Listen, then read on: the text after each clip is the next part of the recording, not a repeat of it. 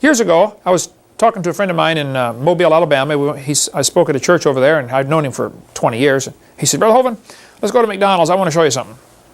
So we went to McDonald's, had lunch, and he tore 2 pieces of paper out, and he wrote on there, Mr. Flat and Mrs. Flat. I said, okay. He laid them on the table. He said, now you taught geometry, right? I said, yeah. He said, I want you to imagine that you are Mr. Flat, and you live in flatland. 2 dimensions. There is no third dimension. You have length and width, no height. I said, okay. He said, suppose I, as a 3-dimensional being, would like to reveal myself to you, but you live in flatland. How can a 3-dimensional person express himself to a 2-dimensional person? Well, you're going to have a real problem here. He said, if we have Mr. Flat and Mrs. Flat, they're flat.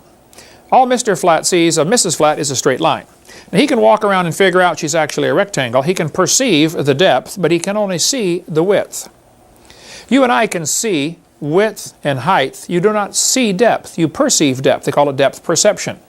You could take a picture of what you're looking at, and it would look exactly on flat paper the same as it does in real life. Okay? So, he said, if I want to reveal myself to Mr. Flat or Mrs. Flat, I walk over and I stick my finger through the table. Mrs. Flat or Mr. Flat comes over and says, oh, I've seen Kent Hovind. He's a circle.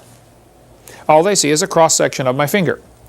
Now then I stick 3 fingers through the circle over here, and Mrs. Flat says, oh no, I've seen Kent Hovind. He's 3 circles. And they're going to split the church and start the church of the 1 circle and the church of the 3 circles, I'm sure. But neither one understands me. They've each only seen just a little bitty slice of the real me. So when God wanted to reveal himself in this little 3-dimensional world, he came down in the form of a man, Jesus Christ.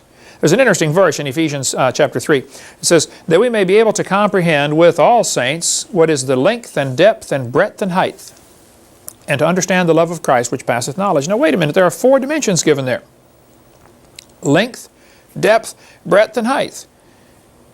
Is there more to God than we understand? I would say probably so. Probably a lot more to God than we understand. And I doubt anybody can say, I understand everything about God. If the infinite God would fit in my little 3-pound brain, he would not be worth worshiping, that's for sure.